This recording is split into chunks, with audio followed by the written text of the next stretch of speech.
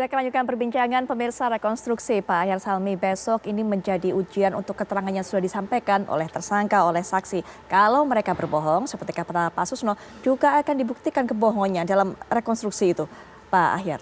Iya, ini besok ini kan mencocokkan apa yang mereka berikan dalam BAP masing-masing dengan di lapangan. Nah, yang perlu dijaga menurut saya, bagaimana, nih kita minta tentu yang jujur, sejujur-jujurnya. Paling tidak mereka memberikan keterangan itu sesuai dengan BAP-nya.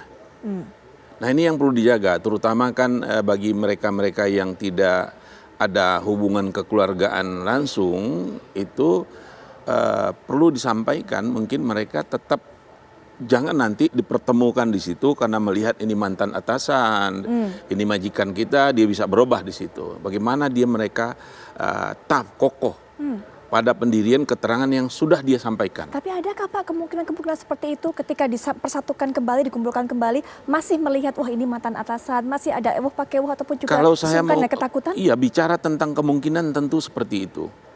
Selama ini dia memberikan keterangan tidak di hadapan orang yang bersangkutan. Kita tidak tahu juga selama ada di situ hubungan mereka bagaimana. Katakanlah ada hubungan yang baik sebelumnya, menyampaikan ternyata ada peristiwa pidana di situ, tentu bisa saja agak-agak ada keraguan-raguan untuk mengungkapkan apa adanya. Oleh karena itu, menurut saya perlu ada apakah penasehat hukumnya misalnya, bahwa mereka tentu itu ya, katakan apa yang adanya. Kalau memang yang dia buat di dalam berita acara, yang disampaikan berita acara itu, pemeriksaan dia, pertahankan itu. Jangan berubah ketika melihat orang yang dahulu ada pimpinan mereka, majikan mereka. Itu yang perlu menurut saya dijaga juga besok. Baik, nah menanggapi mengenai hal ini saya jadi teringat bahwa ada salah satu keinginan LPSK ataupun juga saran untuk bisa menghindari hal seperti itu. Eliezer ini kemudian besok tidak dikumpulkan bersama dengan 4 orang lainnya. Kalau hal seperti itu bagaimana Pak? Ya tentu kalau yang diinginkan rekonstruksi ini kan untuk mencocokkan peranan masing-masing di mana, seperti Pak Susno katakan tadi, siapa berdiri siapa yang mengusisi tentang apa, siapa yang menembak, siapa yang ini kan harus ada semuanya lengkap. Jadi 5 orang katakanlah keluarga, ini kan semacam keluarga ya sebelumnya ya, mereka-mereka ini. Betul. Tentu perlu ada. Kalau kurang satu tentu nanti kurang utuh rekonstruksi itu. Baik. Enggak berdiri pada kakinya, dia pincang nanti. Baik, sehingga walaupun itu memang ya mungkin saja kalau itu dikhawatirkan, tapi tujuan polisi untuk mengungkap bagaimana sih real peristiwa itu, kan itu yang sebenarnya rekonstruksi ini. Betul. Ini kan merupakan salah satu teknik bagi penyidik untuk mengungkap terjadinya suatu peristiwa pidana. Jadi rekonstruksi, konfrontasi, interview, itu antara lain itulah gunanya. Dan hal ini memang rekonstruksi ini sepengetahuan saya nggak ada yang di dalam KUHP ini.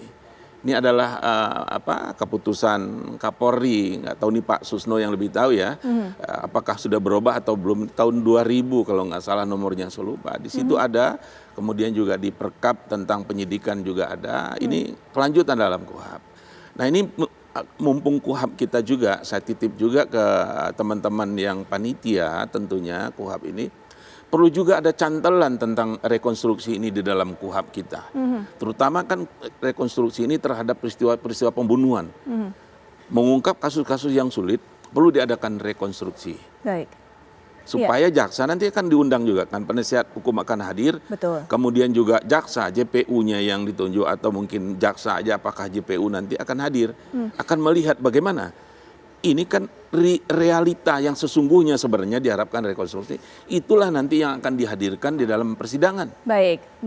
Ya, Pak Susno, untuk menghindari kekhawatiran yang disampaikan oleh Pak Ahyar Salmi tadi, polisi atau pihak kepolisian ini akan memberikan pengawalan yang ketat dan juga lebih kepada Eliezer. Kemudian juga untuk bisa menjamin transparan akan ada perwakilan Komnas HAM, kemudian Kompolnas. Hal ini yang disebut atau dinilai sebagai terobosan berbeda dengan rekonstruksi lainnya. Apakah ini bisa menjamin Pak bahwa kemudian Eliezer ataupun yang lainnya juga akan memberikan keterangan sejujur-jujurnya, tidak ada kebohongan saat esok dilakukan rekonstruksi?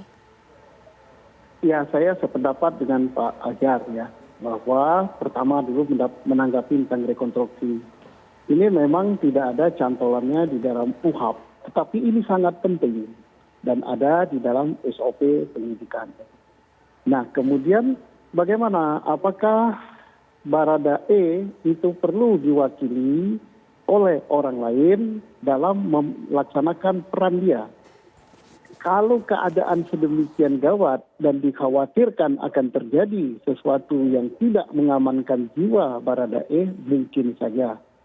Tetapi dalam hal ini, Polri selaku aparat keamanan sudah demikian siap untuk mengamankan Baradae. Jadinya tentunya tidak tidak akan diwakilkan oleh orang lain untuk menentukan perannya, dan akan lebih afdol kalau dia memperankan dirinya sendiri di dalam rekonstruksi ini. Dan kemudian lagi, apakah akan mengganggu kalau dipertemukan?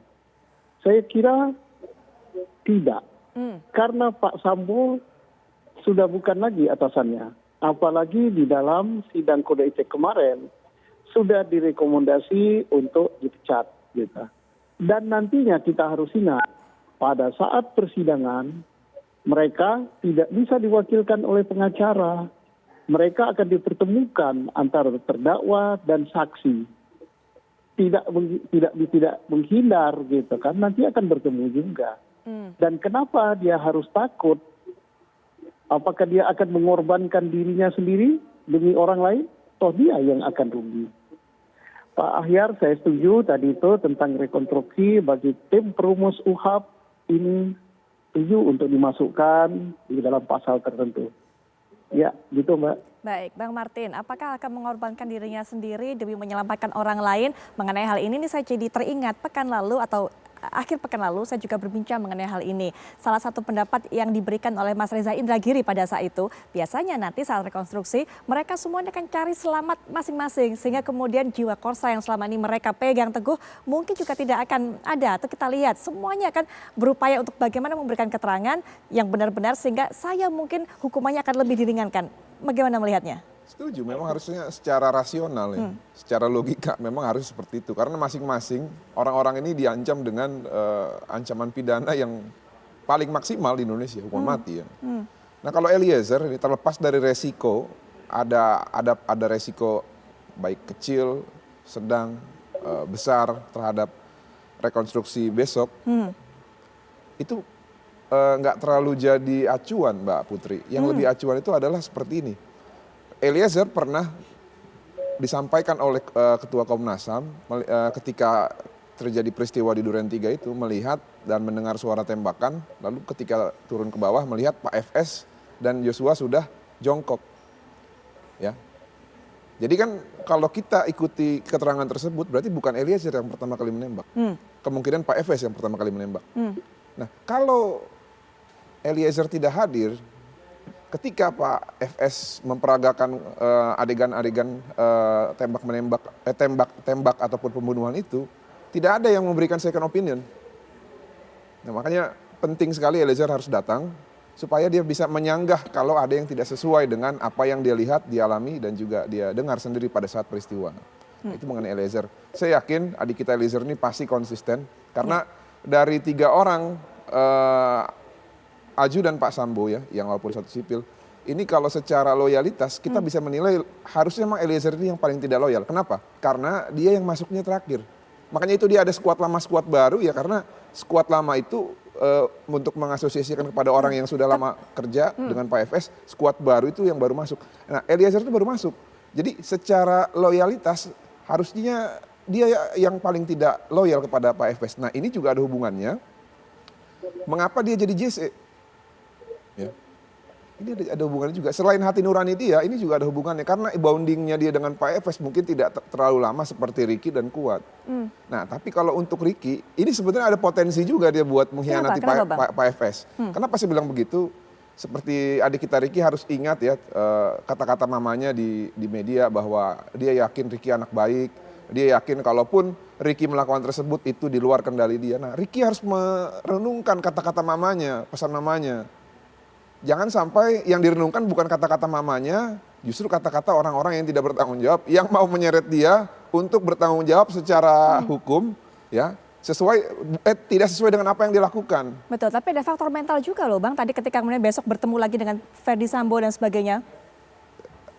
Pak Andirian hari ini sudah menyatakan ya, ini juga karena kita sering bicara mungkin ya di TV Di One. Tipidum maksudnya? Di TV One ya. Karena kita sering bicara di TV One bahwa seragam itu akan mempengaruhi psikologi. Tadi pagi saya baca, nanti pada saat rekonstruksi seluruh tersangka yang ditahan akan menggunakan rompi tahanan, kecuali Bu Pc karena tidak Betul. tahan. Nah ini kan juga salah satu langkah yang mungkin secara psikologi mengurangi dari risiko-risiko terintimidasinya seseorang atau beberapa orang akibat penggunaan seragam tersebut. Nah, kalau saya berharap nanti pada saat rekonstruksi itu ada keterangan yang dirubah dari RR. Ya. Saat ini kan kalau memang RR ini niat harusnya dia hire lawyer mirip Baradae ya. Speak up di publik. Oke. Ini kan nggak ada. Ya, Berarti sampai kita sekarang, masih mengasumsikan RR itu masih loyal kepada Pak FS. Nah tapi dengan kita berbicara malam ini Mbak Putri, mungkin didengar oleh ibunya nanti bisa kontak penyidik, ngomong dari hati ke hati lah. Biasanya kan kalau kata-kata ibu lebih mengena kepada anak. Jadi kalau mau menyelamatkan diri tidak ada cara lain selain berkata jujur. Berkata jujur buat diri sendiri agar menguntungkan diri sendiri dan untuk menguntungkan keadilan Indonesia. Terutama bagi keluarga korban yang sudah anaknya dibantai secara sadis ya oleh orang-orang yang jahat. Nggak ada gunanya kita ikutin rekayasa kasus ataupun perintah dari orang-orang yang mungkin nantinya akan terbukti di pengadilan bahwa mereka lah mastermind-nya. Baik, Pak Susno, bagaimana melihatnya? Besok diharapkan tidak ada lagi seragam di antara mereka sehingga kemudian juga agak sedikit terlupakan sebenarnya hubungan antara mereka ini atasan dengan bawahan pada saat rekonstruksi berlangsung. Ya, seragam kan rekonstruksi itu untuk menggambarkan keadaan sebenarnya pada saat peristiwa itu terjadi. Nah, peristiwa terjadi kan mereka kan tidak berpakaian dinas gitu kan. Nah, kemudian untuk menghilangkan hambatan psikologis tentunya tidak juga berpakaian dinas. Dan saya yakin penyidik punya strategi tersendiri untuk membuat rekonstruksi supaya dia tidak takut dengan atasannya. Mungkin pada saat misalnya Ricky dan Baradae memerankan, menunjukkan di mana posisi dia dan apa yang dia lakukan pada posisi itu, mungkin FS tidak melihat, dimasukkan di kamar dulu. Setelah itu baru FS diminta untuk menunjukkan di mana dia berdiri, posisi 1, posisi 2, posisi dan seterusnya, dan apa yang dia lakukan.